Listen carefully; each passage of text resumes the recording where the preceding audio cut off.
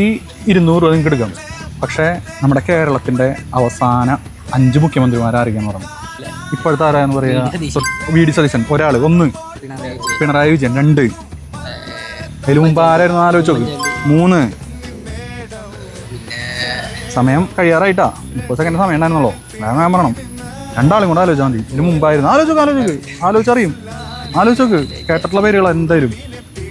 ആ ആളെന്നെ